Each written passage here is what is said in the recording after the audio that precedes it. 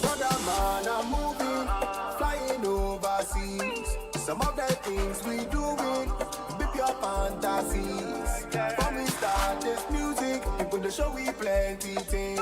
No be me alone go through this. See I there with family. You can't stop my shine, you can't steal my shine. You can't see me moving, you go feel my vibe. You can't stop my shine, you go feel my shine. You can't see me moving, you go feel my vibe from a million miles away.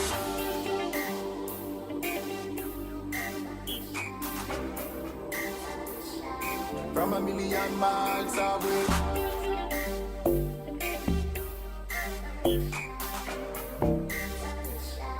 From a million miles away.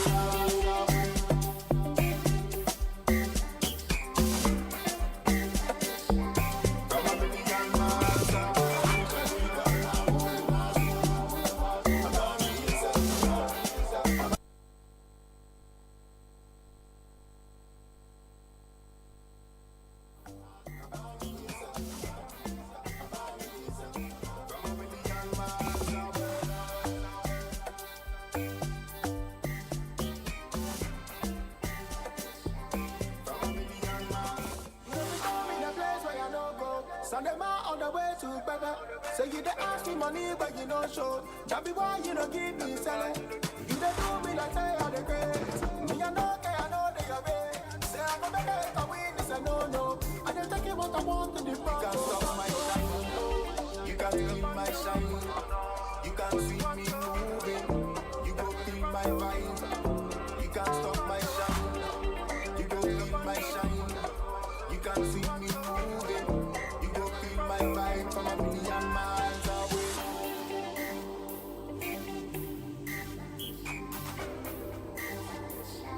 From a million miles. 94, 95, 96, 97.3 City FM. It doesn't get any better than that. Detailed news, unparalleled coverage. City News on 97.3 FM. Eyewitness News. Be there as it happens. City News.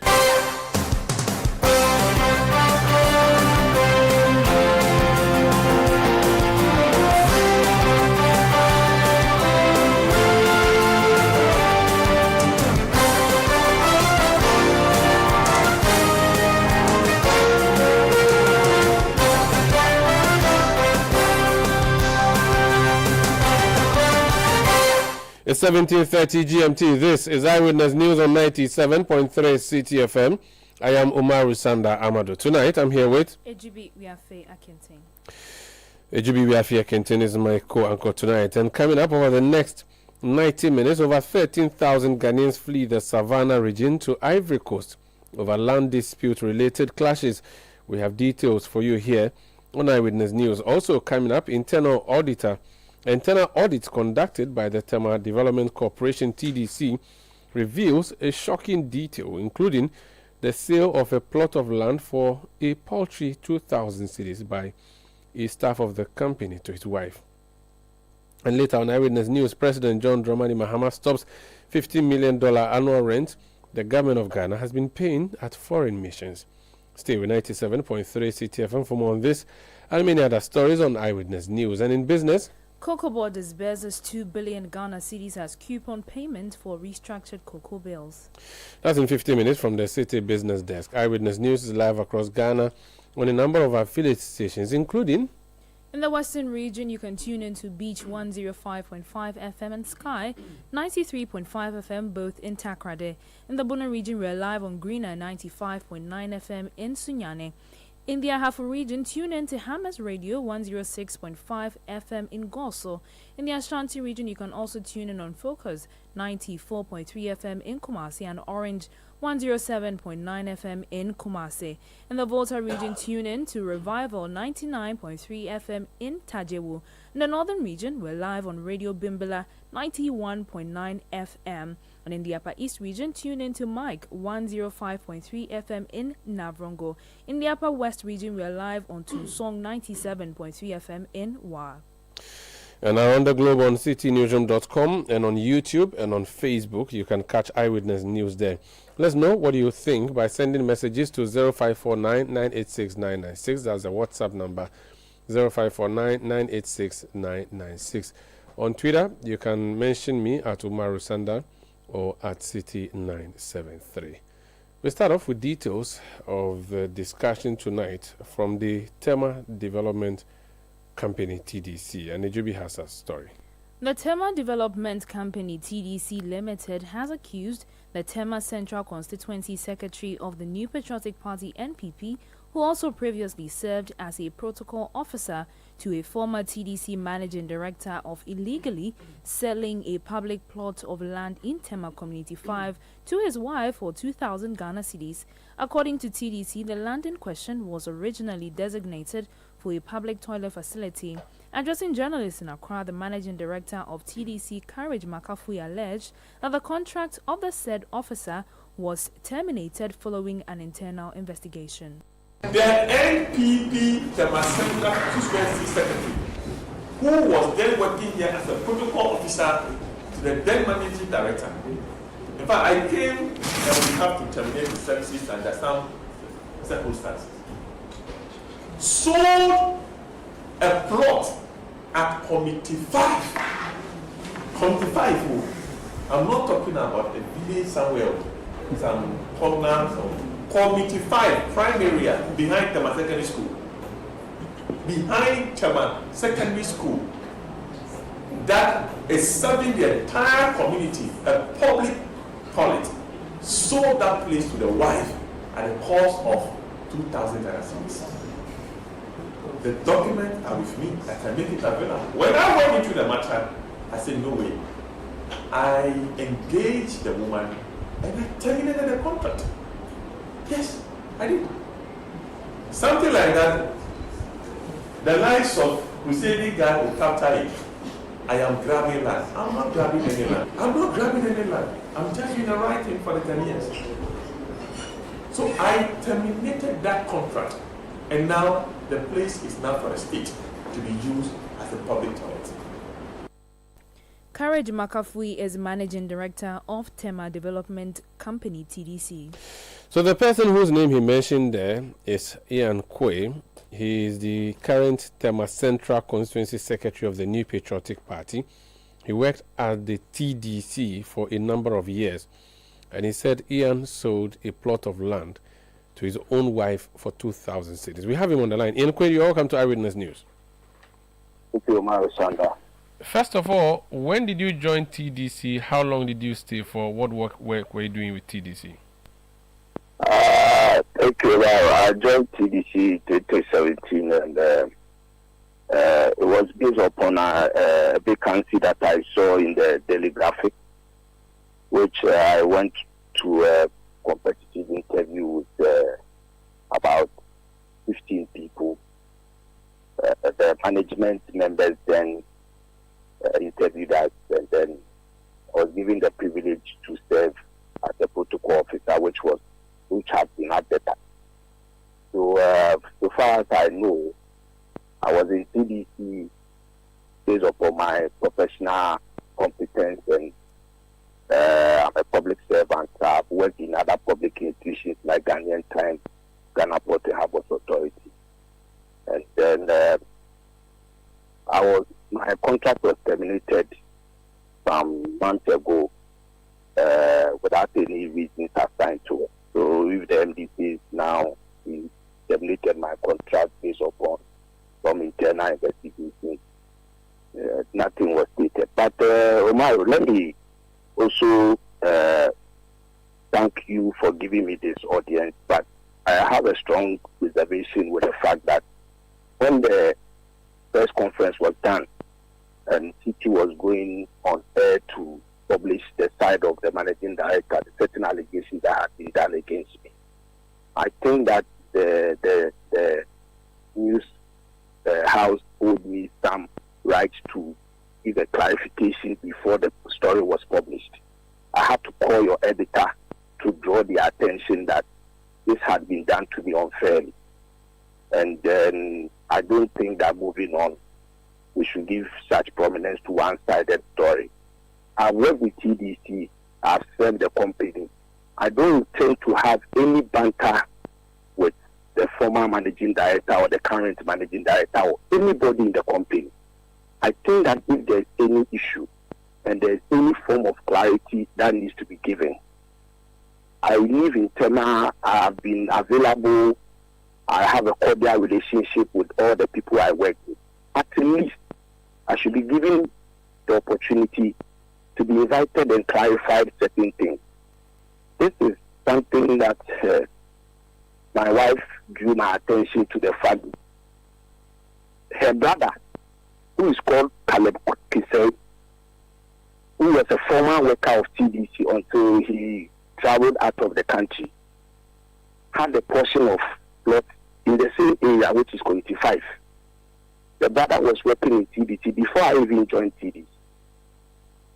According to her, the brother was the one who made her know that the next plot to her was also a commercial plot which she could apply for.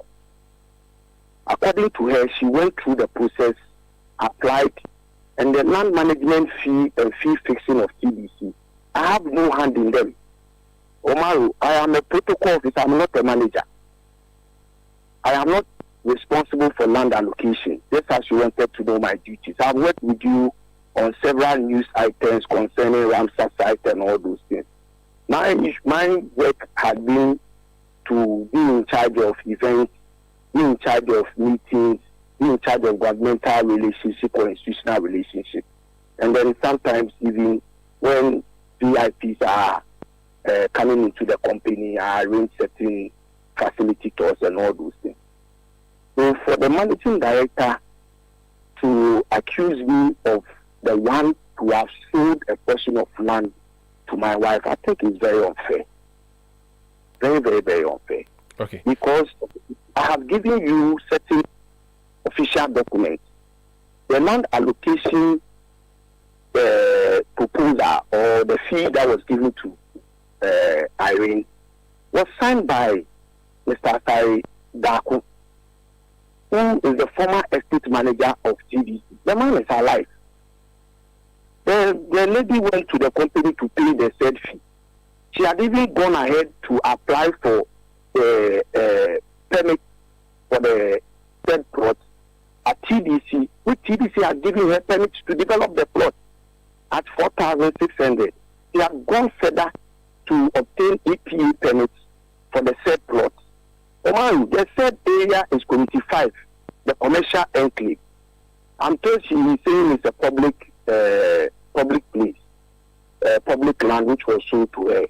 All the site plan that I've given to you, you will see that allocations have been done over there. The size of the said plot is 28 by 30 feet, which I have seen on the site plan. So where do I come in?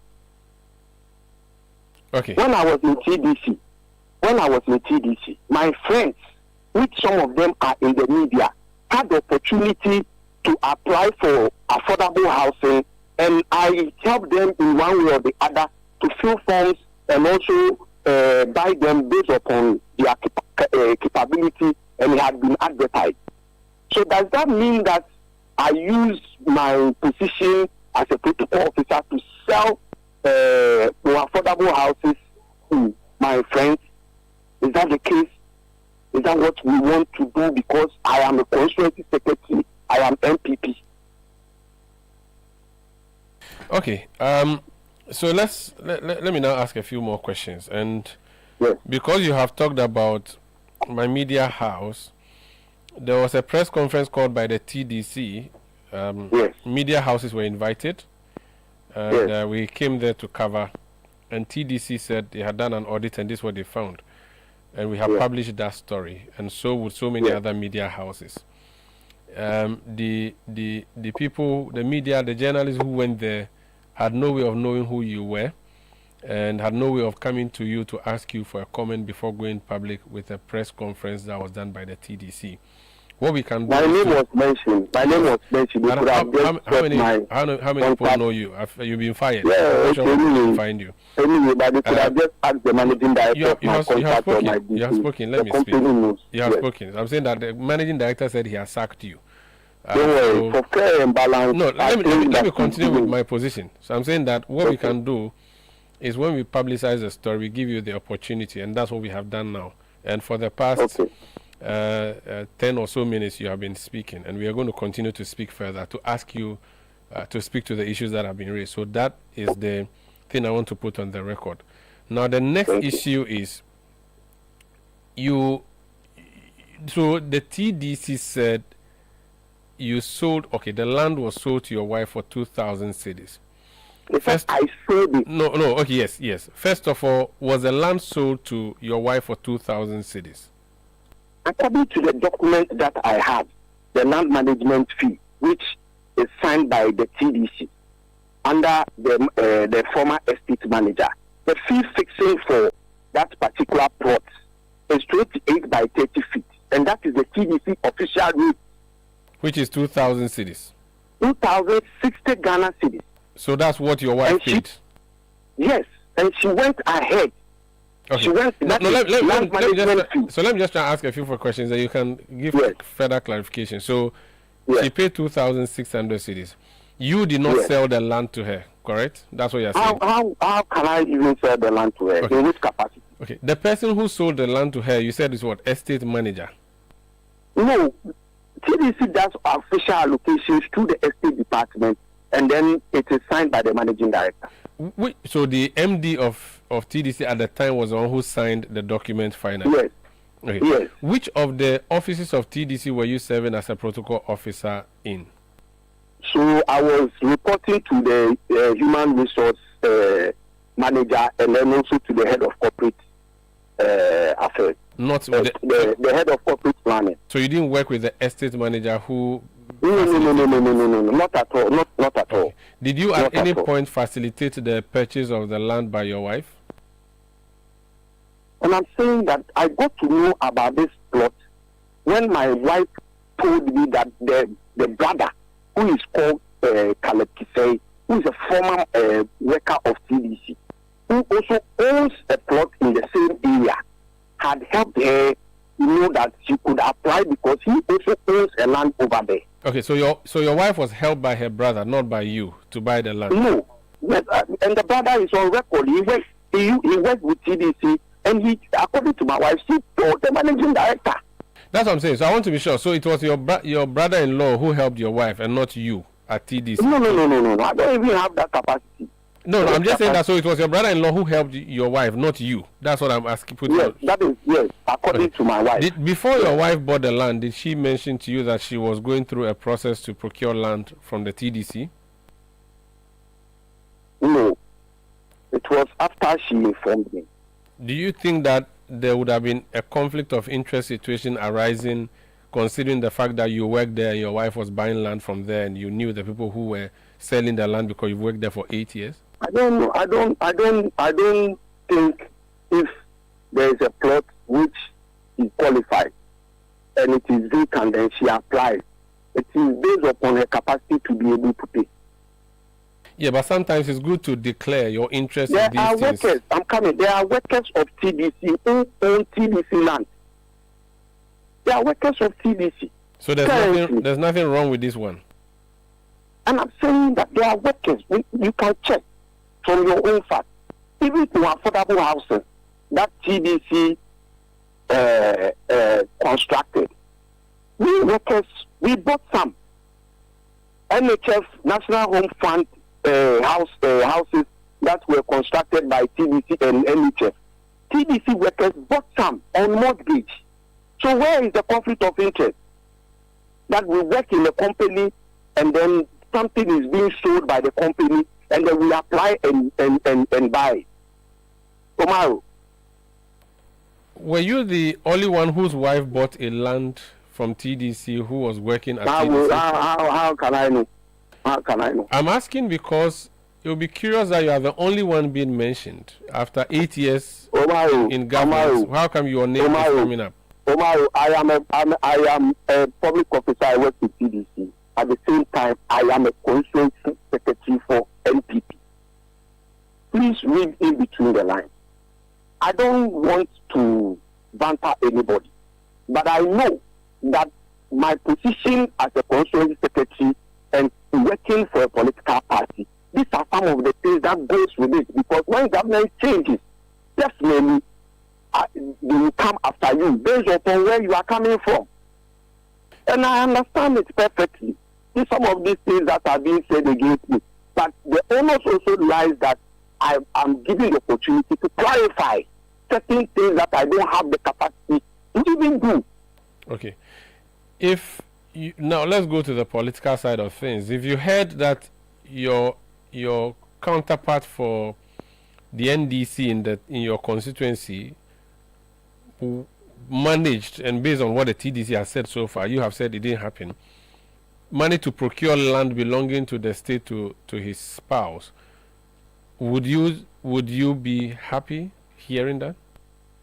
Omar, if the person is a businessman or the person is a public servant or whatever, and the person has the capacity to apply, and the person applies and is given to the person on merit, are there other people in other political parties who are businessmen or who are public servants who have applied for houses or land and have been allocated? Let us do land allocations or house allocations at affordable housing and other houses that TVT has given out, and check. You will go and ask anybody of his political party's card or his affiliation with this XYZ before the house is allocated to the person. Considering that you are a politically exposed person, do you not think that this will raise eyebrows? Absolutely, and I'm saying that this is something that has come up. If you knew, if your wife had told you about this before she went into the transaction, would you have okayed it? Omaru, she is somebody who has her own capacity and who has her own business or whatever before I met her. She has a business and she has her own relation. So if a relative who works in the company has offered to help her, why should I go and stop her? So you would not have stopped there. Now the TDC boss says he has stopped there. If genuinely she obtained that land, going through the due process, how then did the TDC abrogate that particular? That is a matter for my wife and her family or whoever she wants to deal with to take it on. It has nothing to do with me. The TDC boss says he sacked you because of something you may have engaged in aside this particular issue at TDC. You mentioned that you went through public advertisements and applied to work, and you've been employed. My file for recruitment is available in the company, and you can check. But the TDC boss said you were engaged in, he didn't give the specific details, but something that may have been fishy, and that's the reason he sacked you. Do you mind to share? Omaru, my letter that I was terminated is in the company. I was terminated without any reason based upon my appointment in you. That was all what was stated. I don't have any issues. You see, I have served the company. I've worked in the company. The MD has the opportunity to take certain decisions that he wants to take. I have accepted whichever decision that they have taken against me in due faith. I have not gone against the company in any way to go and tarnish the name of the company in any way. And so, if not for this particular allegation that I sold the plot, which is not true, which is not accurate, factually accurate, I wouldn't have even responded to this. And I think that I owe it the opportunity to also clarify certain things that have been said about me. Have you been told anything outside what the official sack letter was about what you may or may not have done? Umaru, this is the first time you are telling me all these things. I'm not privy to it. No, the CEO is the one who said it was the MD. And so I'm just asking you, if you said in the letter it was not contained, did you have any issue that you had to respond to any disciplinary issue? No. I was moved from my office I was asked to move from my office as the protocol officer and reassigned to the communications main office. I was moved from the when I reported at the communication main office, I was asked to report to the communication manager. Later on, I was asked to move from the communication main office into the front desk, and then my leave was due, so I had been given the opportunity to go on leave. Whilst I was on leave, I was given the termination letter. That was all. Would you protest? Would you challenge the termination? Tomorrow, I have gone through the procedure for me to exit the company amicably. I don't think that I want to have anything to banter with the company, a company that I serve. I don't want to go and tarnish the name or image of anybody.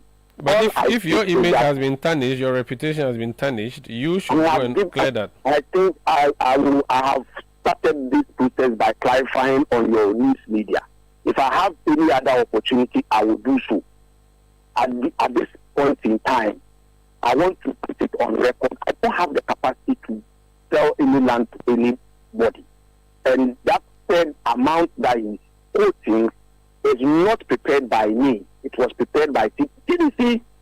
Every year goes to the Public Accounts Committee. Our fee fixing and rates are approved by the Lands Commission and then the relevant state institution.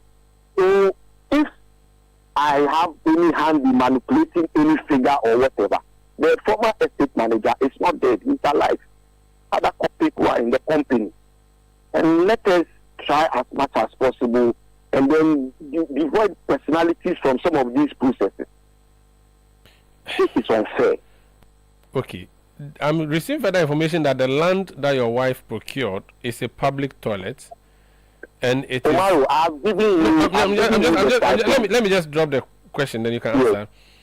And it's very close to my school, Tema Secondary School, a very prime area. We know that area.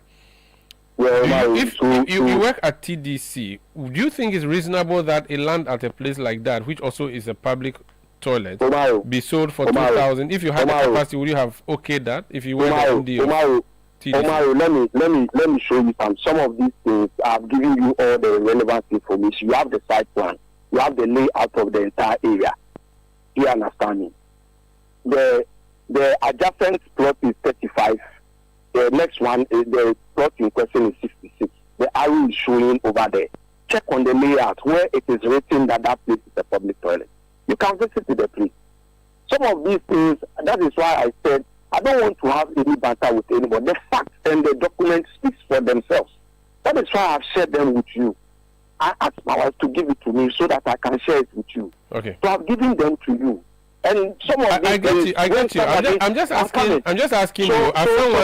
Just a question. I'm saying that if you were in charge of TDC, would you approve of a land of that nature and state to be sold out and also at that price? Omaro, I am not in charge of land. And secondly, even EPA, Environmental Protection Agency, had given permits for a shop to be built over there.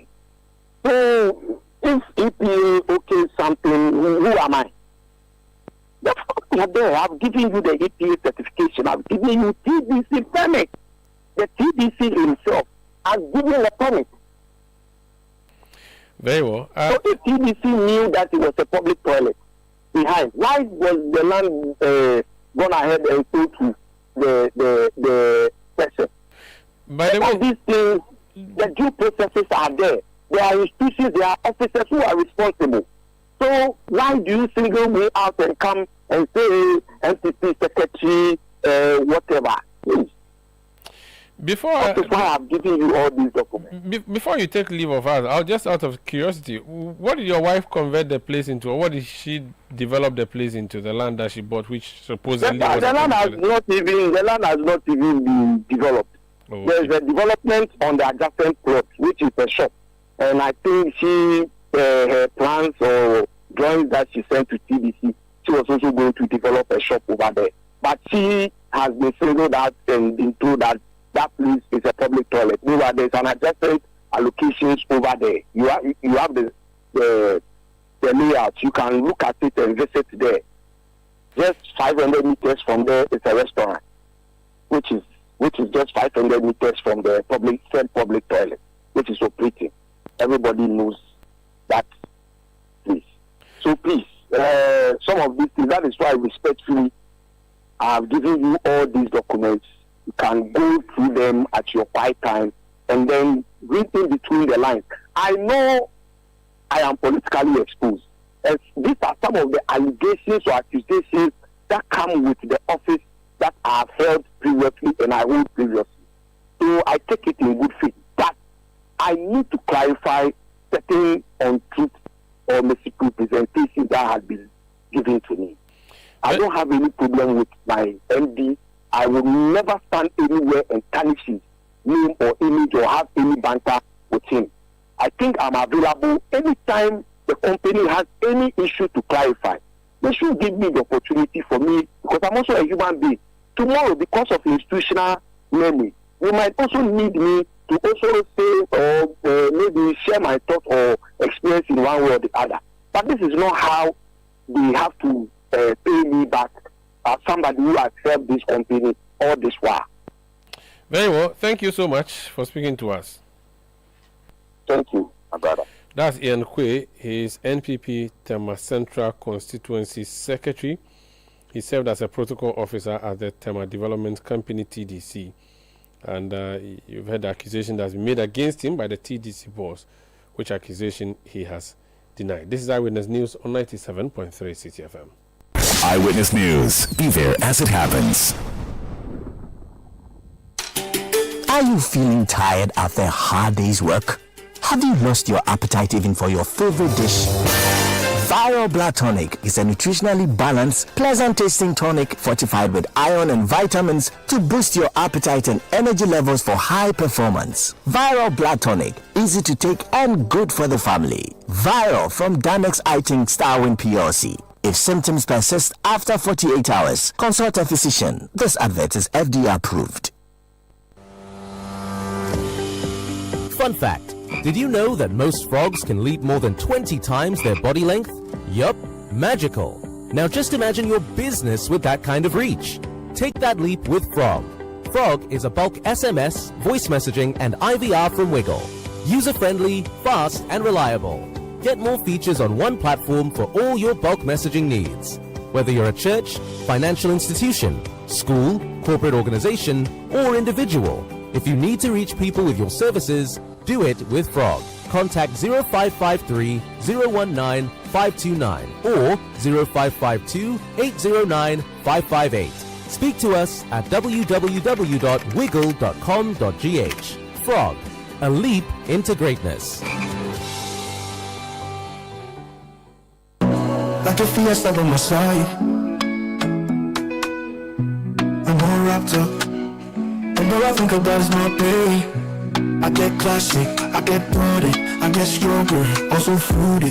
But of course, all not to take me longer. Skin to skin, no. All I need is my extra pain. Doing so big, so I go from the glow up and keep the vibe 100 with no party packs. Fiesta, fiesta, wrap it up. Wrap it up with Fiesta condoms. Comes in 9 different variants to spice up your game. Available in any pharmacy near you. Prevents STIs and unintended pregnancy when used correctly. This advert is FDA approved. Wrap it up. The luckiest. Lucky's everywhere. For everyone. Yeah. This year is going to be sweet. I don't just feel it, I know it, because the Luckiest Season 3 is back. And I'm about to show you how to grab your golden ticket. Just dial *712# and follow the prompts to purchase your ticket. Or go to theluckiestafrica.com, hit community tickets, and pick your lucky number. And let the system do its magic. Choose how much you want to spend from 1 to 5,000 Ghana cedis. You can even buy a ticket for someone else. Be someone's hero. Payment? Easy. Mobile money in Ghana or card if you're international. One ticket can turn 1 CD into 500 times more. That's maths we love. Or your community will win 10 times more. So let's get lucky together because luck is everywhere. Play responsibly, not for persons under 18 years. This promotion is regulated by the NLA on the Caritas platform. Let your voice be heard on Eyewitness News on Facebook at facebook.com/Citi97.3, Twitter at twitter.com/Citi973, and Instagram at instagram.com/Citi973 with the hashtag Eyewitness News. You're welcome back. President John Dramani Mahama has announced that Ghana will no longer continue spending over $15 million annually on renting properties abroad for its diplomatic missions, describing the practice as wasteful and unsustainable.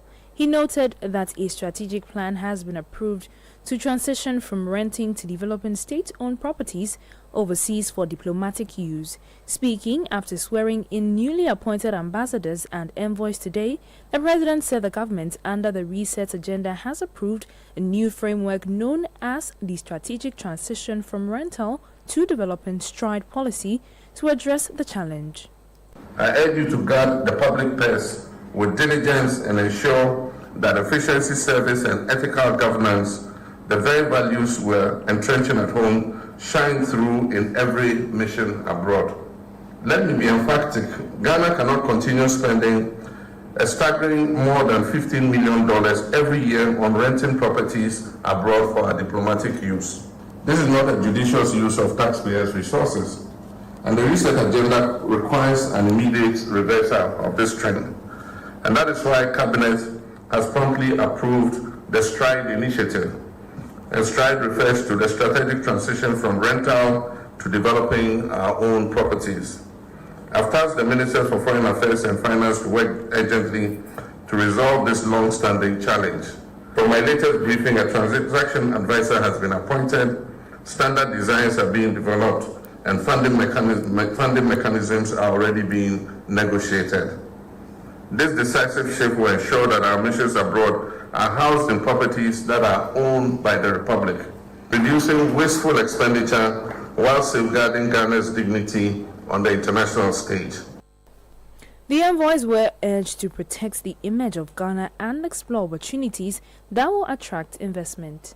Well, we engage the private sector, civil society, and our dynamic Ghanaian diaspora abroad. As you assume this noble mandate, remember that your service is not for yourself, but for country and God. Serve with humility, courage, and excellence. May your tenure bring renewed favor to Ghana, progress to our people, and dignity to every Ghanaian, both at home and abroad. On behalf of the government and people of Ghana, I wish you well in your assignments. You heard President John Dramani Mahama. Let's go to the Savannah region now, where we are told about some disturbances that has led to the exodus of people who live in that part of the country.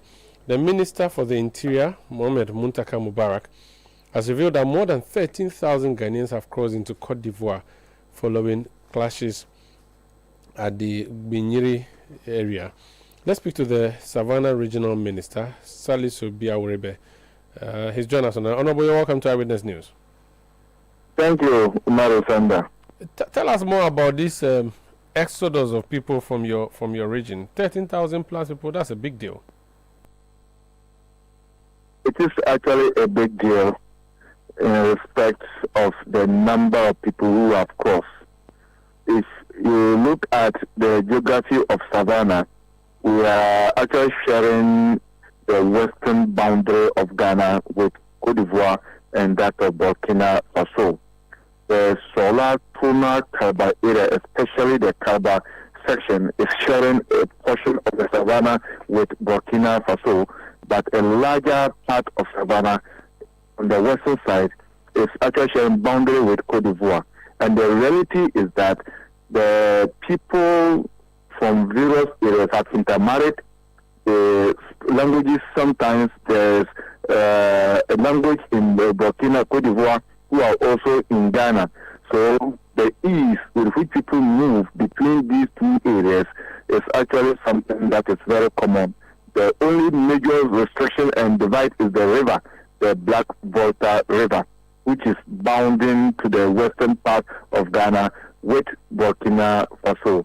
So when this conflict occurred in the western part of the Savannah region, the people affected were principally the Brefo, who were moving out of the areas, and the Gunjas who were also moving inward, because most of the Gunja communities are inward the region, and the Brefo communities too are to the west, and they have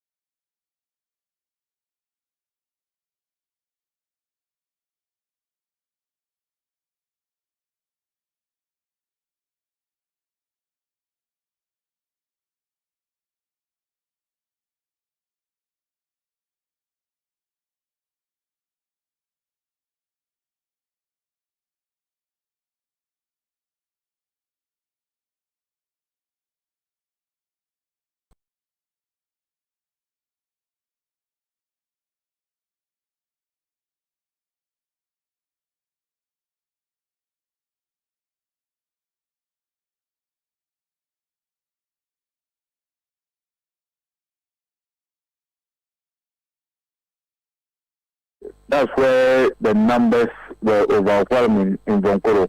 And right away, we could count in excess of 2,000. And the authorities over there, as of last week, told us that the number that they have recorded is 10,000 we take on the ground. We wanted to engage the authorities of the Bonkani region. So I made an arrangement with the president of the prefect of Bona, who is like the MC of Bona, which is part of where this area is actually lying, is part of the Bona area. And also the president of Bonkani region, which is like a regional minister over there. And they gave us a figure of about 12 communities along the Black Volta where they have a boundary with us, that these 13,000 plus people are living over there. And we saw the temporary shelter, and we also saw the areas that indeed they are housing our people in a 3-classroom block and then some market shed and stores. So we've been constantly sending supplies to our people over there, and this is actually the situation that we happen to unfortunately find ourselves within the Ivorian section. But this is the reality on the ground, and in the Savannah region, people are displaced from the predominant rural communities whereby some of the fighting took place to some of the urban centers of Sola, Tona, and other areas. And the people who were also proximate also cross over to the Ivorian section, and they are held as refugees, more or less, or internally displaced people. But we are making all efforts to restore calm and peace back home and get all the engagement, and I'm happy that the high-level engagement that His Excellency the President sent down, the high-level delegation which His Excellency the President sent down, has come to give additional cementing effort to the little effort that we're making on the ground. And Gerard the Yebonwa and his Council of Elders have also done a lot in that respect. The Brefo Youth Association and their Council of Elders have also supported tremendously, and together there's that joint effort of trying to restore the trust and confidence and get the status quo ante properly done. And I'm sure that the rate at which we are going, within a very short time, we will be able to overcome the differences, and almost everybody will return. There's gradual return of some of the people back to their communities, but we want to see how best we can do to expedite action. So as we speak today, the high-level Brefo Council of Elders and Brefo Youth Delegation have come to Damongo.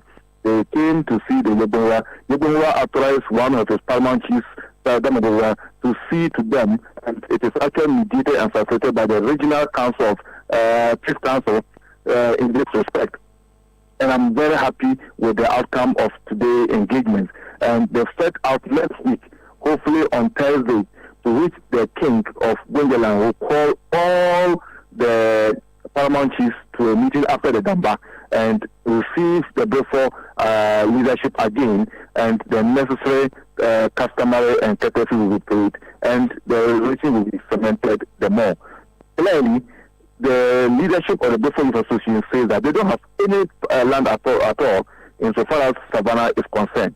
And this is also a fact that the entirety of Savannah, no inch of land belongs to any other person apart from the Yebonwa, who is represented by his paramount chiefs and sub-chiefs and the rest. And anybody who wants any parcel of land must pass through the chiefs before you are given a right to it. And thereafter, your right becomes indefeasible in that respect. And this is something that we all know, and everybody acknowledges. The leadership of Beaufort Youth and the Council of Elders acknowledge that as well. And because of miscommunication and mistrust one way or the other, we don't know where it came from, we are seeing this. I'm sure the committee that government has promised to put in place, they will be able to iron out all the underlying deep-seated mistrust and threats that has led to this unfortunate situation. And together, we'll get the system back to shape. I'm just curious. You are not bothered only by Ivory Coast. Why did the people who fled, went to Ivory Coast and not the neighboring regions which are still in Ghana's territorial jurisdiction? The reality and the geography of Savannah is that most of the people who are affected in this situation, the Beauforts with the Gunjas, they came from the Ivorian section and some from the Burkinabe section. They've not traveled up the Savannah region. So to get Beaufort communities and settlements, they are in Bole district and they are in Sola district predominantly, with only 2 or 3 in the West Gonja district. So, and deep down the Savannah to the east, all of them are Gunja. So if indeed the conflict was Gunja before conflict, it is just normal and trite that they will not be traveling down deep into the Gunja section again, but to rather go to other areas. As we speak, some have actually moved to Bono and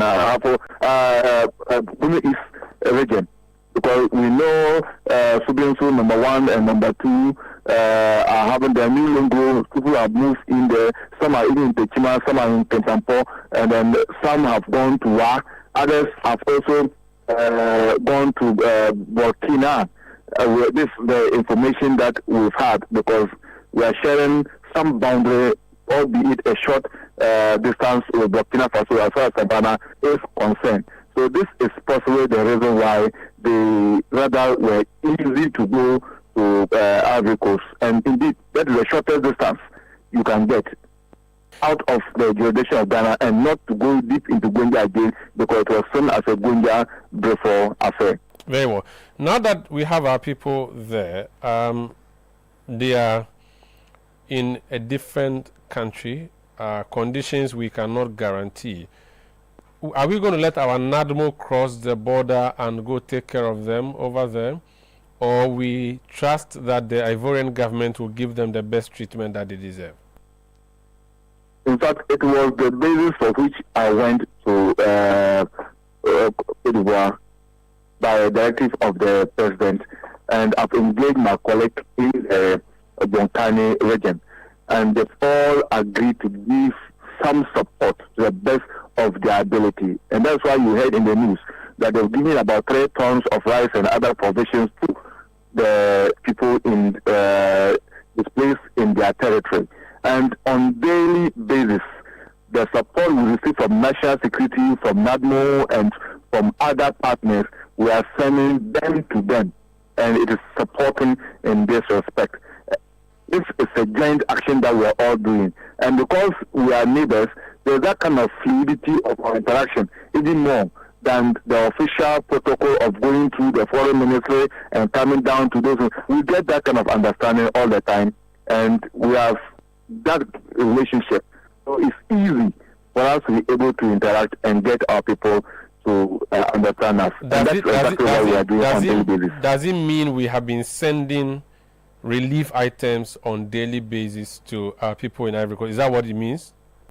Yes, that's what we are doing. Okay, so do we and then the RECSEC of the DISEC of Bole, they've been sending the supplies on daily basis. Some of them, as and when they request, they will send when they are even running out, and they give their communication. They send additional supplies to them, and as and when we also receive some support, we make sure that they are able to send some to them. And anytime we send items to them, the authorities will have their representation from Burkina, from Cote d'Ivoire, also around, and all of them will see what exactly we have brought to our own people. And the leadership of the internal distress people will also see to the proper utilization and distribution of those items. I'm presuming that we are doing this by land. We are crossing through our land border with Cote d'Ivoire to deliver this, not by air from Accra. Yes, it's by land. To be very frank, from Bole to the boundary and to Cote d'Ivoire, the Vonkoro community is 32 kilometers.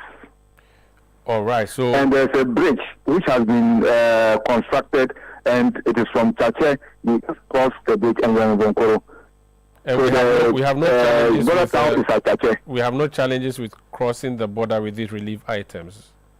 Our immigration service and their officials always and all the time, they have very cordial relationship. Our security services, they have very cordial relationship, and on the understanding that we have got, there's that kind of fluidity of interactions at all times. I'm getting the sense that this is not government to government, but rather man to man, sort of a gentleman's agreement between immigration officers and their counterparts over there on the border, and perhaps our DCE with their DCE over there, and our regional minister being you, and the regional minister over there. This is not known by our chief diplomat, Samuel Kojeto Ablakwa, for instance, who has signed any document engaging his Ivorian counterparts.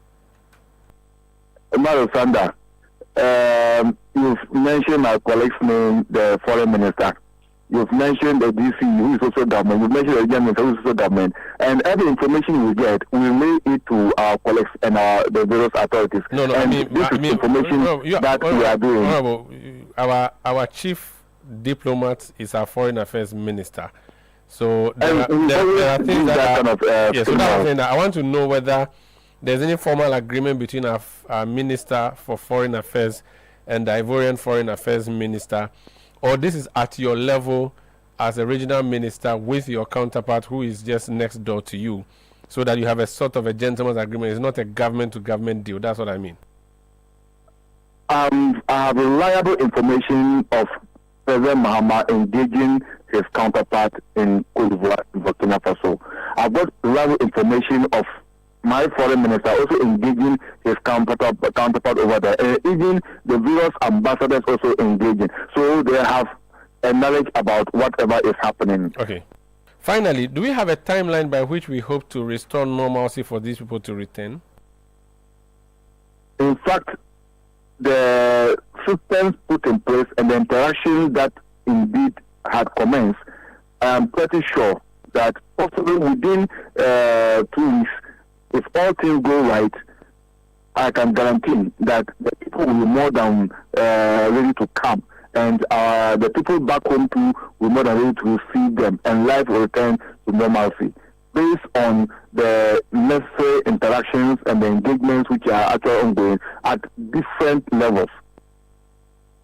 Yes, but we don't have any dates we are working with to say, okay, by the next week or so, we'll start bringing our people back, because we are sure that based on everything we put on the ground, there will be peace and people can come back to their homes.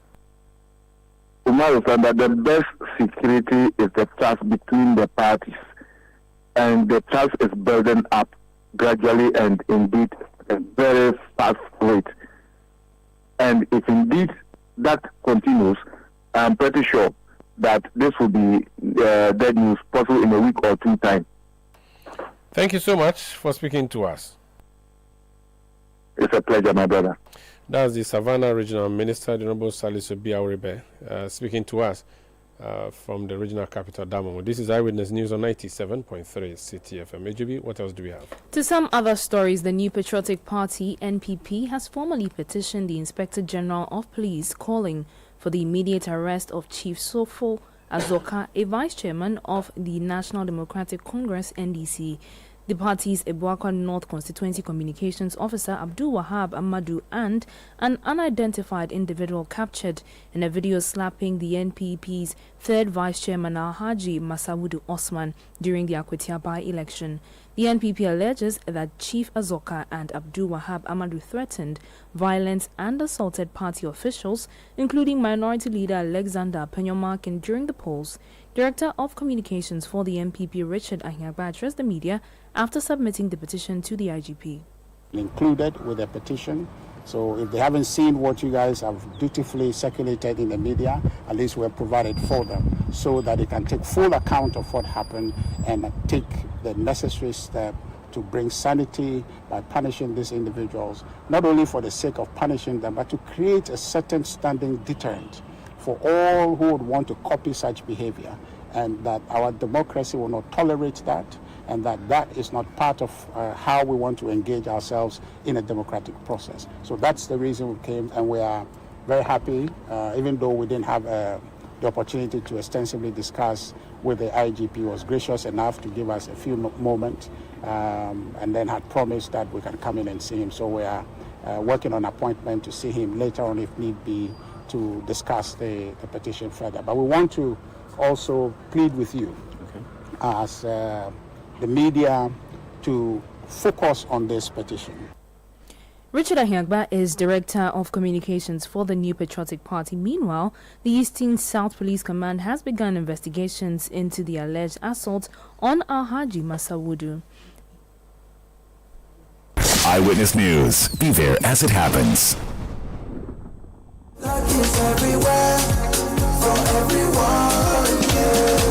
The winning season is back, but this time I am collecting the wins like jollof at a wedding.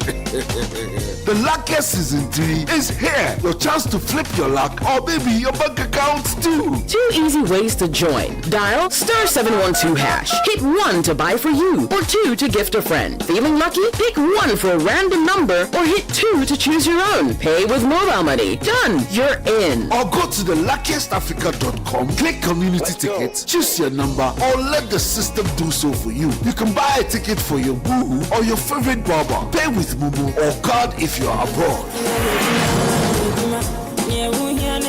1 ticket could turn your 1 Ghana Cedi into 500 times more, and the whole community could win 10 times over. Dial *712# or log on. Let's get lucky together, because luck is everywhere. Play responsibly, not for persons under 18 years. This promotion is regulated by the NLA on the Caritas platform. Oh, jump on now. Go. Google me. And what time when you come back, we are not hear the sound of your car? Why you buy new car? No, I not change my car. It be the same, right? It be the fuel way I change. Way one shouts it. Ever since I started using the all-new Excellium Premium Fuel, fortified with 3-in-1 action. Oh, Joe, now my car they run like electric car. No, so this is the type of fuel where they want to. Because now engine they cost. Where they want for way if I buy it, it will protect my engine. And with the small way I buy, I go drive, sir. Absolutely. It's like strapping a turbocharger to your engine and giving it a protector. And what they bust my mind says be the 3-in-1 action. No, Excellium they prevent up to 99% of deposit. It be anti-wear, some be anti-corrosion. Won't pay way now, Hey, so where can I find this magical fuel? Just head over to any Total Energy service station and your car will thank you. Hey, they make a finish Magobe fast, then rush go Total Energies. My friend, but why you have the Magobe inside? I give you info. Make a fill the Gobe too small. Go! And Excellium is designed to protect your car engine, decrease fuel consumption, and lower CO2 emissions. Don't say fuel, say Excellium. Choose Excellium, choose quality. If home is where the heart is, then let's go home, shall we? Let's go where the entertainment is, where the passion is, where the laughter is, and sometimes even the tears too. Let's go where we feel safe enough to share our opinions and send tweets, where we do that embarrassing little dance to our favorite song. Let's go home where the love, the care, and the joy live. There's no place like home. Connect your home to super fast internet with affordable data bundles from MTN Home. Visit broadband.mtn.com.ga or your My MTN app to sign up today. Everywhere you go.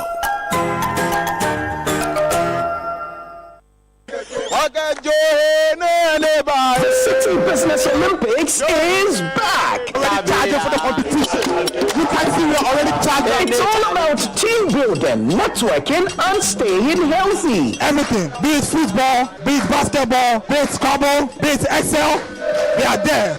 Arm wrestling, we are there. Which game will your company participate in this year? Is it 7-a-side football, volleyball, swimming, basketball, or sack race? Rally your teammates and get ready for action. We know we've gone on a recess, but we are back. You will feel it. Saturday, September 27, 2025. Time 8 a.m. Venue, Eden Heights Sports Complex. Call 0558-973-973 to register your company today. The experience so far has been very great. We are glad to have participated. Let's keep fit, grow connections, and enjoy a day full of energy and excitement. Powered by Citi FM with support from Channel 1 TV.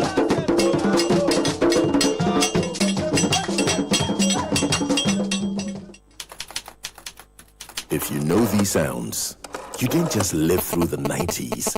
You lived the experience. Back then, connection took minutes. Today, it takes a blink. You express yourself with memes. You hold video calls across continents. You say hey to an AI who responds, "Hello, Kwame." You order rides, dinner, and dreams all from the palm of your hand. A lot has changed, so have we. For over 3 decades, EcoBank has evolved with you, leading digital banking in Ghana and across 33 African countries, pioneering solutions built around how you live, move, and dream today. From our express points to EcoBank Pay, online banking, and the mobile app, we are where you are. Here for today, ready for tomorrow. Now, that's change. Powered by EcoBank. EcoBank, a better way to bank your way. EcoBank, the Pan-African Bank. Get the details. Every significant financial transaction, every market movement, and all the policies that affect your business. Citi Business News. Be informed. Time now for Citi Business News on Eyewitness News. I am Ejibi Wiafe Akentin. Let's settle for the details. The Ghana Cocoa Board has disbursed 2 billion Ghana cedis in coupon payments to investors holding its restructured cocoa bills. The payments were made on Monday, September 1, 2025, marking a significant step in the institution's ongoing efforts to rebuild market confidence. Here is more. The reclassification of cocoa bills into bonds followed the domestic debt exchange program, a process that mainly impacted commercial banks.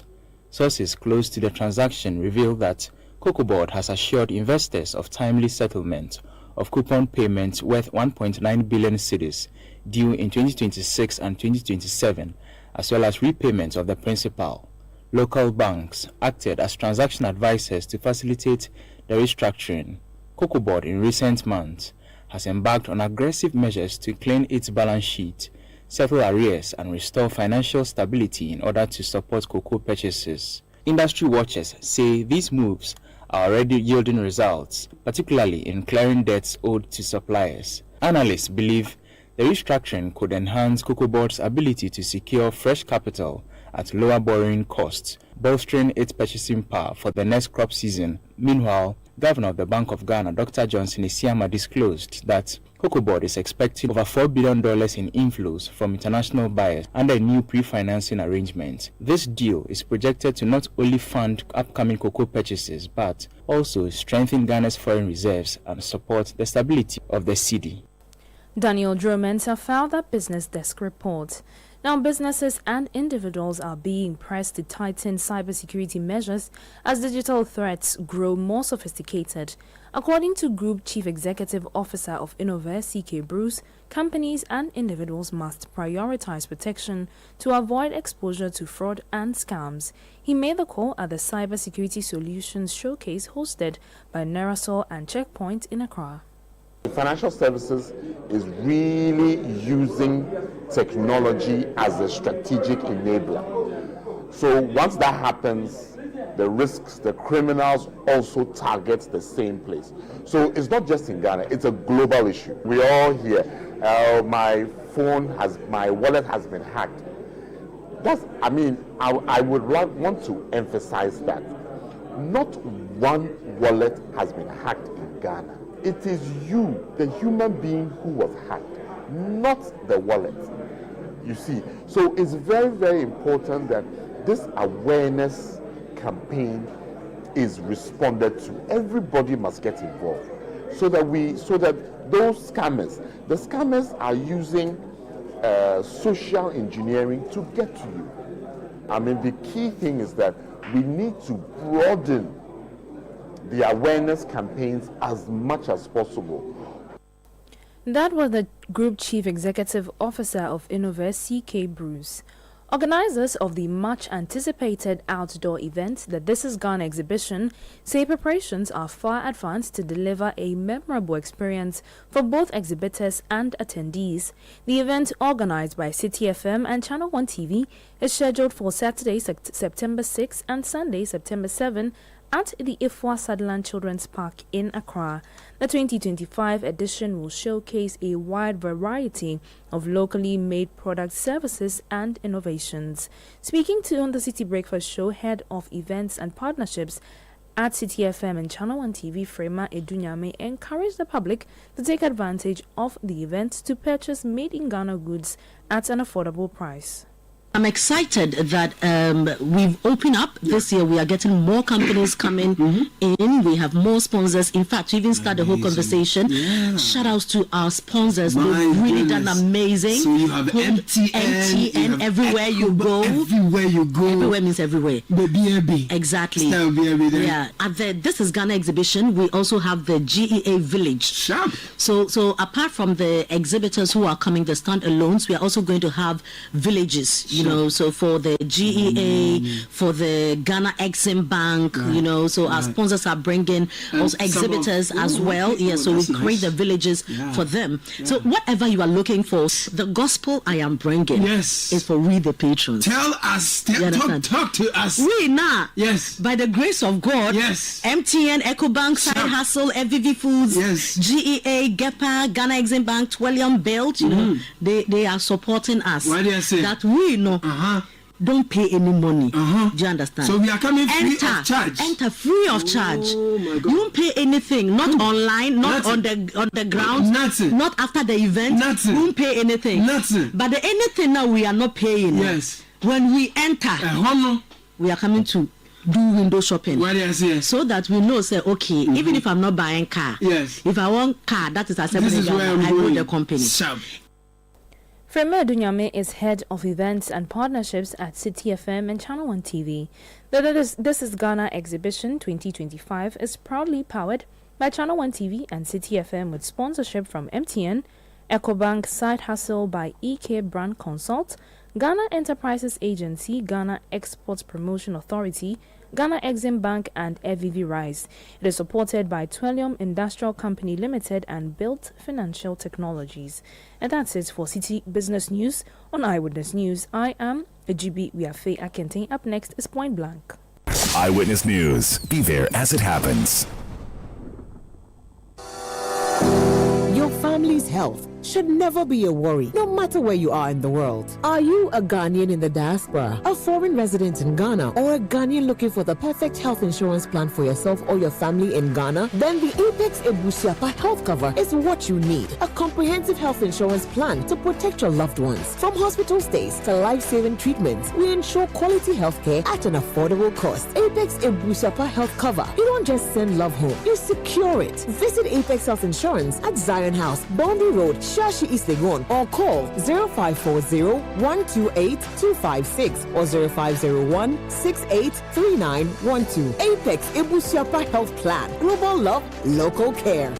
Oh, jump on now. Go. Gugomi, and what time will you come back where I don't hear the sound of your car? Why you buy new car? No, I don't change my car. It be the same, right? It be the fuel where I change. Way one shouts it. Ever since I started using the all-new Excellium Premium Fuel, fortified with 3-in-1 action. Oh, Joe, now my car they run like electric car. No, it's so. This is the type of fuel where they want to. Because now engine they cost. Where they want for way if I buy it, it go protect my engine. And with the small way I buy, I go drive, sir. Absolutely. It's like strapping a turbocharger to your engine and giving it a protector. And what they bust my mind says be the 3-in-1 action, no? Excellium they prevent up to 99% of deposit. It be anti-wear, some be anti-corrosion. One pair way now open there. Hey, so where can I find this magical fuel? Just head over to any Total Energy service station and your car will thank you. Hey, then make a finish my go be fast, then rush go Total Energies. My friend, but why you hand my go be inside? I give you info. Make a fill the go be too small. Go!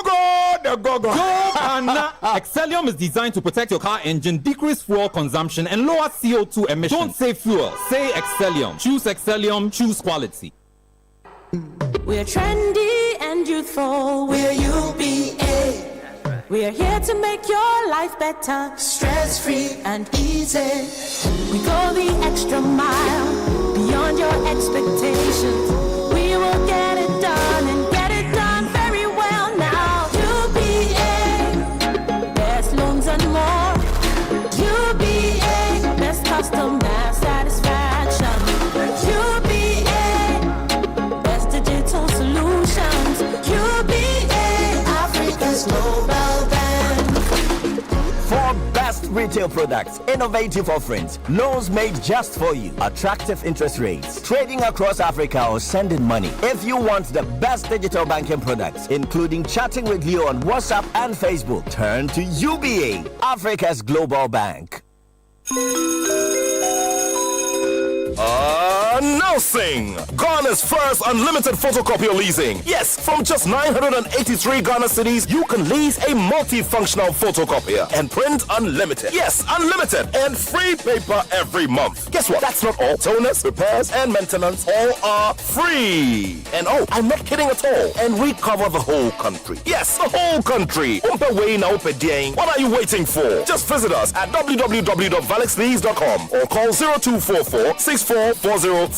I repeat, or call 0244 644048. Remember, terms and conditions apply. Valix Lease, affordable document management solutions.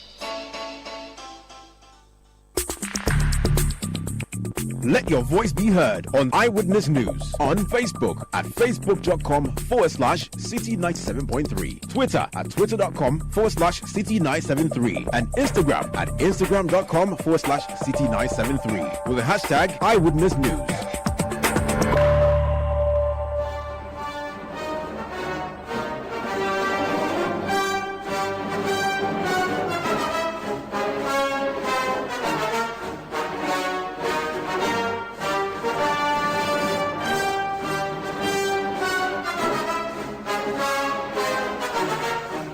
Hello and welcome to Point Blank on Eyewitness News. Point Blank is brought to you by Valles Lease Equipment Limited. Valles Lease, affordable document management solutions. On Point Blank tonight, we are going to the Zabzugu constituency to speak to the Member of Parliament, who is my namesake. The Honorable Al-Hassan Omar is my guest. You're welcome to Point Blank. Thank you. How are you doing? Oh, great. It's a pleasure to be here. Nice to meet you. People who don't know always ask, how come your surname is somebody's first name? Your surname is my first name. Yes. It's an Arabic name. So it is an Arabic name. How are you doing? Very well. You are wearing two smocks for people who are watching us on TV. Explain to me, it's a cultural thing. I mean, why do you wear two smokes? How? Is it not too heavy? Is it not too hot? Well, first of all, I need to say hello. Say hello to the people of Zabzu and your cherished listeners for giving me the opportunity to come and speak about Zabzu. Okay. Sell the Zabzu farming land. It's an agric basket.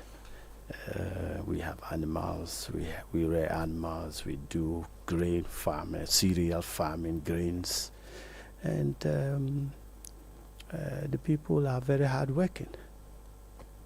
That's nice. The people are listening. Thank you. So let's start the conversation. I'll ask you more about your constituency and what you have and what you don't have. But I'm curious about why you're wearing 2 suits.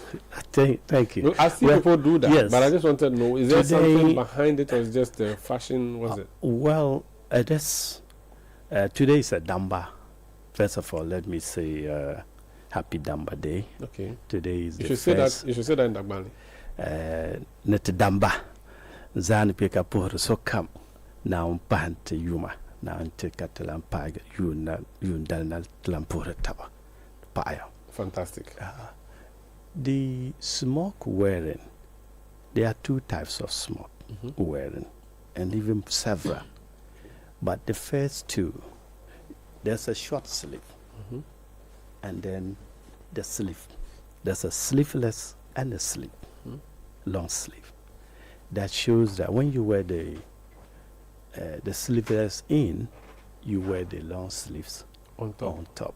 Okay. And it talks about maybe, let me call it, it may be some kind of, it's not fashion, but status. Okay. Somehow. Okay. In terms of my age, I don't need to, I can only wear the sleeveless at home. Okay. And if I need to wear smoke out, then I wear the sleeveless and wear this one on top. Oh, I see. And that's what the chiefs wear. Even the yes, chiefs. Yes, I see that. You see people wearing. Some wear more than 2. Yeah, 5, 6. That's why you see them.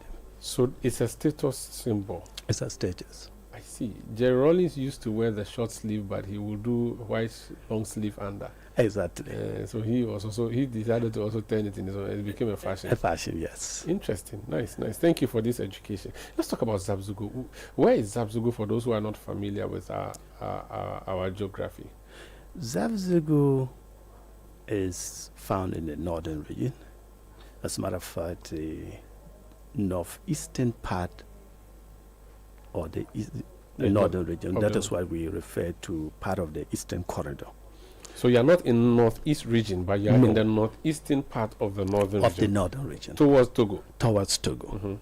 And Zabzugu shares boundaries with Yendi and shares boundary with Taltali to the east, which is Taltali Sanguli, and share boundaries to the south with Nanumba North. Nanumba North, Bimbila. which is Wilesi. No, Wilesi, then Nanumba South. Nanumba South. Okay.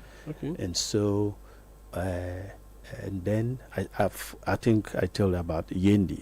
Yendi is to the west. Yendi is to the west. So you Togo on your right? No, we don't have direct. Tatali has. Tatali Sanguli now has direct. Okay. So Tatali Sanguli to your east and to your north. And to our north. Yendi to your west. Yendi to the west. Wulensi to your south. Wulensi to the south. Not Bimbila. No Bimbila. Yes, you don't border OT region. We border OT region. There's only a small fraction of Bimbila, but it is the water, the river, which is at Chicha. Okay. I have never been to that part of the country. The farthest I've gone was Yendi, then I turned left to Tamale and went upwards to Bolga, Nakwandori, those places, yes. So I don't really know much about your constituency. It used to be Zabzugu Tatale, then it got divided. Yes. And now it's Zabzugu. Now it's Zabzugu. What's the development situation? Or how long have you been MP for?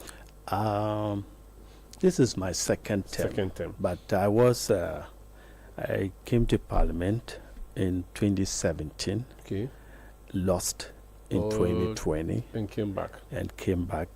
They refer to us, I shall return. So you are a returning MP. I'm a returning. You are not a newcomer. I'm not a newcomer. And you are not an old comer. And I'm not an old comer. Interesting. Usually I tried, when I went to the north, I decided to do my own trip. I saw Nakwandori, I saw Bintri, those places. A lot of the places didn't have tarred roads. So usually I try to use that to judge the development levels.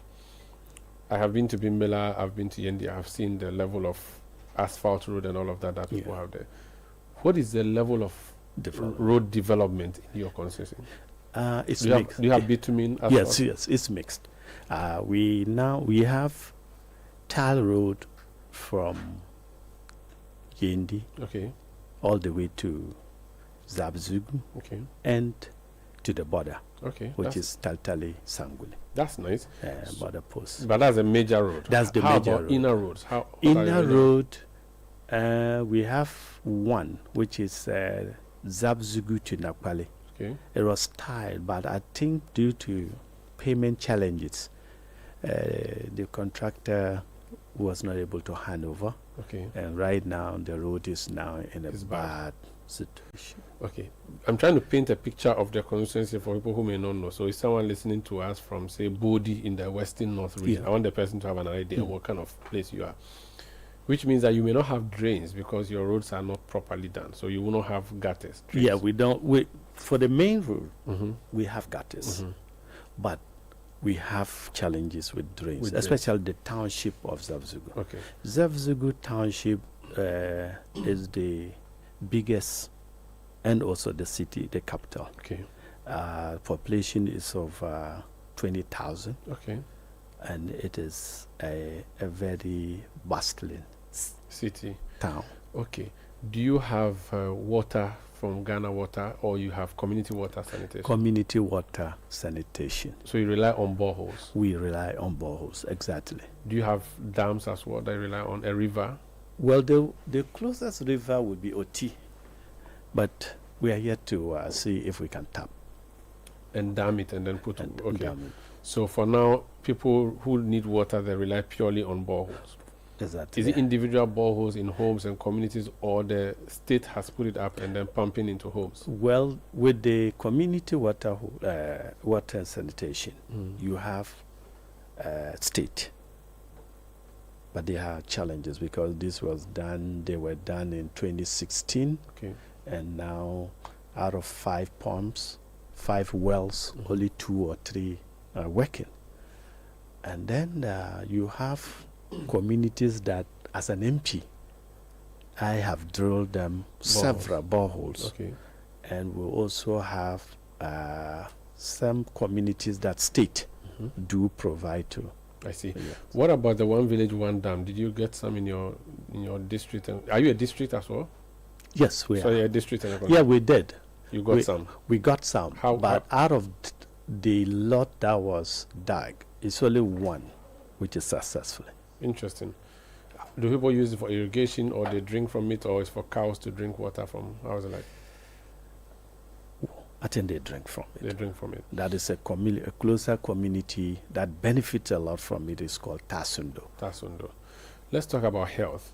Do you have a district hospital? Yes, we do. You have CHIPS compounds? We have district hospital, and then we have 3. We used to have 2 health centers, okay, but we are now moving. The last interaction and discussion I had with the health director, we're going to get 2 additional health centers. Are they doing Agenda 111 in your district? Do you have one? No. They have not started anyone. Which means that on the health side you are fine. You don't have on the issues. health side, yes and no. You have a doctor? We do. We have 2 doctors. So you're fine then? Well, can you imagine? Zabzugu is a referral hospital, and district hospital that still take responsibility for Taltali Sanguli. So you are bigger. So you are bigger than Yes, Taltali. yes, and sometimes from the Nanumba Sav, because of the OT. And also looking at it, it's like we are more developed than the other. So they all come. It's a referral district hospital.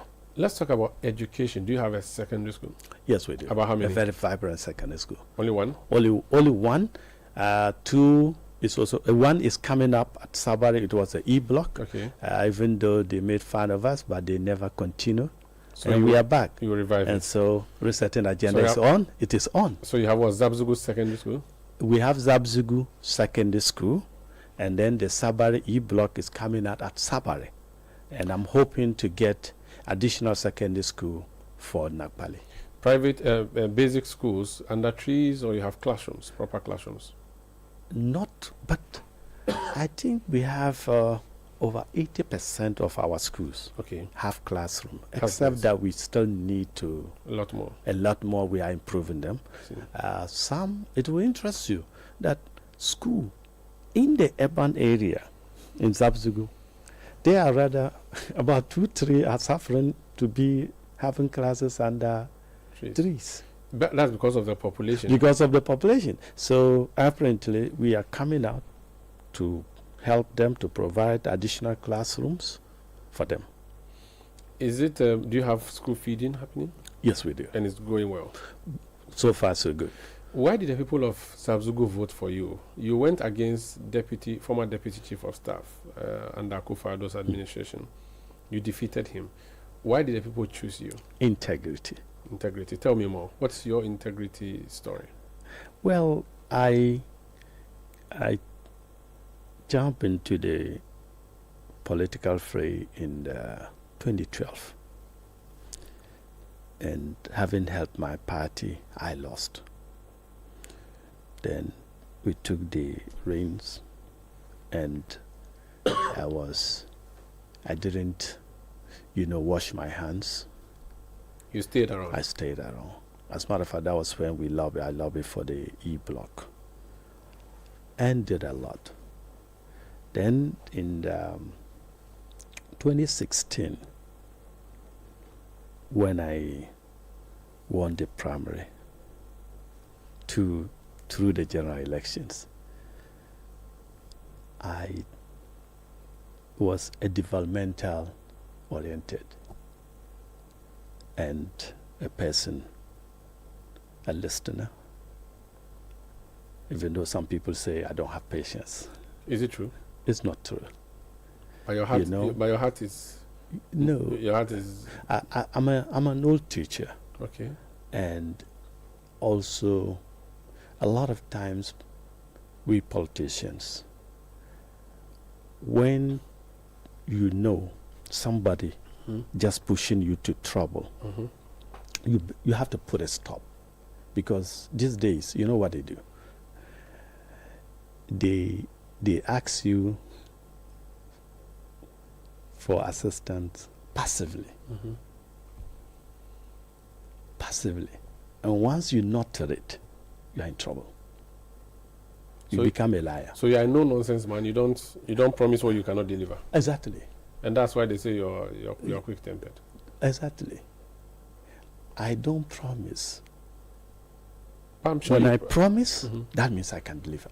So what have you promised the people of Zabzugu, and when will you deliver it now that you are in government? Now, well, chips compounds. I'm going to litter it around. Okay, you do so many? Yes, I'll do so many. Water. I want to eliminate this manpower and mechanizing. The one they throw the bucket inside? Yes. No. Not the pump. The pump. You want it to just press a button? Yeah, just press the button. So proper borehole? Yeah, proper borehole. Mechanic. Now that we have electricity.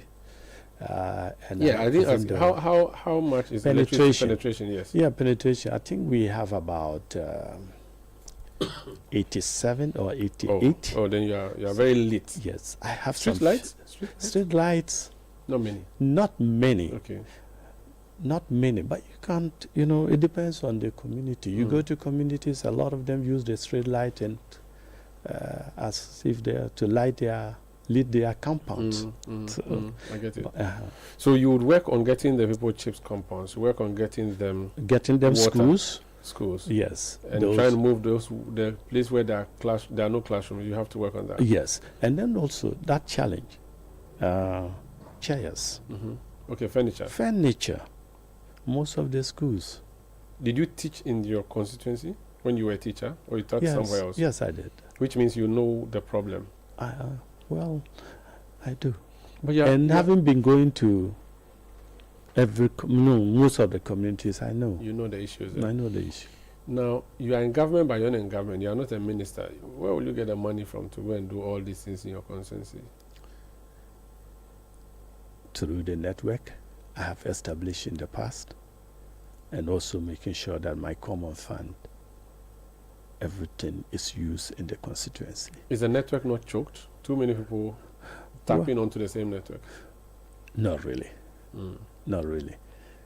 How is experience in Parliament? You have experience from in terms of age on your side, but how much parliamentary experience do you have? I'm looking at the committees you serve on. You are on the Appointments Committee, you are on the Information and Communications Committee, you're on Employment, Labor Relations and Pensions Committee, and on Judiciary Committee. The one that interests me is Employment, Labor Relations and Pensions. How are you going to create jobs for the people of your constituency? Well, it's a policy direction.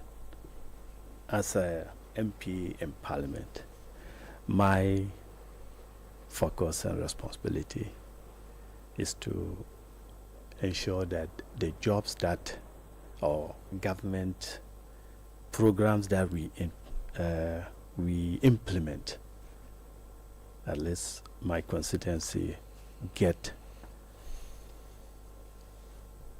part of the pie. And the pie is very small. Well, not really. It's small, but we have to get something. Youth unemployment in your constituency is a big issue. Youth unemployment is a big issue, and that is why we want to. Recently, I visited the Agric Minister, who want to promote or want to put up a lot of irrigation dams in the community so that we can promote farming. What kind of? I think let me also state it, very important. Recently, the last government promoted TVET schools. Zavzugu is likely to have one. Okay. And so I've been to the directors. I've written to them, and we are in talks to expand it, bring skills, increase the skill acquisition, and that means or skill knowledge, which is electricity. Right now, they only have, I think, fashion making. So we are bringing on board electricals, block laying, welding, and plumbing. As a TVET school, separate from the school you already have, or TVET separate? So you are getting that done. We are getting that. In addition to the E-block, you are hoping to resuscitate. Before we leave, what kind of agricultural activities happen in your constituencies? What do people do? Is it livestock? Is it crop? What kind of crop? What crops? Maize. But majority is yam, tuber farming. The problem I know with the yam is that you produce a yam in the north, you try to bring it through the eastern corridor to Accra, where you have major markets in Accra, and yet the trucks would either collapse around Pasa or somewhere on Kwanta area. Yes, on Kwanta area, and they remain there for over a week. How are you dealing with it? Okay, the Eastern Corridor route is important for the expansion of your place. Yes, and luckily because the Minister for Roads has focused on the resuscitation and also redevelopment or repackaging of the Eastern Corridor project to ensure that the road is properly fixed to address all these challenges. In fact, the Eastern Corridor road, even when it's properly done, I don't have to pass through Bimbila. We are going to get a road from Zabzugu to Nakpale to Warabogo and to Damanku. Okay. Before you go, our correspondent in the northern region who focused on the eastern side, Mohammed Aminu Labira, he sends a message. He said, I should ask you about the Nakpale police station and that you started it and it's been left abandoned. And then the Laribaga immigration post, the former MP John Jabbar started accommodation office for them, but this too has been abandoned. He wants you to talk about what you do about the Nakpale police station and the Laribaga immigration post quickly. The Nakpale police station, we are evaluating the deplorable infrastructure. It has deteriorated. In fact, we put up a structure in 2016, and but after we left office, the succeeding government did not do anything. They left it in the bush, and like any other political game. So, are you working to revive it? Yes. Currently, that places. is yes. So the police and the immigration. The police, immigration. I'll think about it. You think about it. I hope you have not given up on them. No. Okay. No. Currently, my focus is to put up a 6-unit classroom for the immigration, where he mentioned Larbanga. We have some school, a school building which is a very deplorable situation that we need to revive. And I'm putting up a 6 classroom for a start. Honorable, thank you so much for joining us on Point Blank. My pleasure. Honorable Alhassan Omar, NDC Member of Parliament for Zabzugu, joining us here for a discussion on Point Blank. Point Blank is brought to you by Valix Lease, affordable document management solutions. I am Umar Sandamad, produced tonight by Christopher Isima, Robina Wilson, and Beverly London. Yamano Lati helped us with the technical production. Yamano Usu of the new media team and his department helped us with the online presence. We'll be back tomorrow at 17:30 GMT. Thank you for listening. Up next, we have Sister. Have a good night.